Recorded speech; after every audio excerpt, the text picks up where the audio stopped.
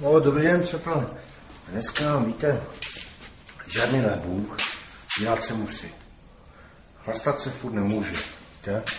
A právě vám můžu říct, koupil jsem si, víte, tady mám kolo, jsem koupil, je to perfektní kolo, luxus kolo. Skoro nepoužívané, je to paráda, jo? Normálně to kolo jsem viděl, je 200 v městě, 300 z místa, jo? Když šlápnu, ale víte, když šlápnu, tak trošku mi něco uletí, ať to jde rychleji. Ano, a přátelé, to je turbo. Je to turbo! Turbo! No a teď právě na kolo jsem si koupil pneumatiku, já vám ji ukážu.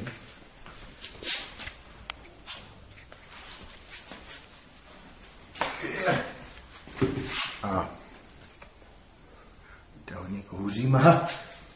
To je právě vzorek, zimní vzorek na toto kolo. Jo?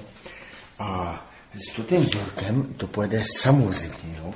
Může napadnout klidně 10 metrů sněhu a to kolo jede samo. Opravdu. Takže přátelé, vidíte? No, možná přátelé, že se stalo někde chyba. A nevím, ne?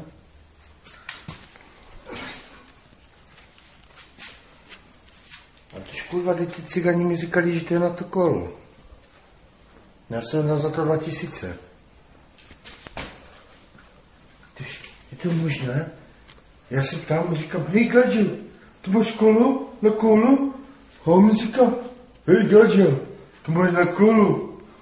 Já říkám, dobré, no, tady máš 1000 korun. On mi říká, dobré, děkujem. Já říkám, fakt to je na to moje kolo, toto pěkné kolo? A mi říká, je, klidně si to vím. Já říkám, dobré, to je to přátelé nasedne. To jsi teď? Já budu jezdit na Klondike nebo na Havaj. Dneska jsem chtěl jít na Havaj a můžu jít tak do no. Tak přátelé, nezlobte se, ale jak to vidím, vezmu si sekyrku nebo nějaké pořádné kladivo a si to půjdu vyřešit a přátelé, pijte Staropramen. Je to dobré pivo. To je také dobré pivo, kuva, že to můžete pít furt. Kuva, já jsem jí vypil 15. Kuva, tak dobré pivo.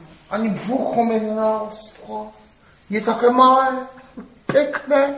Takže přátelé, zatím si mějte a až to kolo spravím na tu pneumatiku, až dám sem místo té olačky, to je přátelé pro králíka olačka a až to tam dám, uvidíte sami přátelé, to vám 100% můžu zaručit.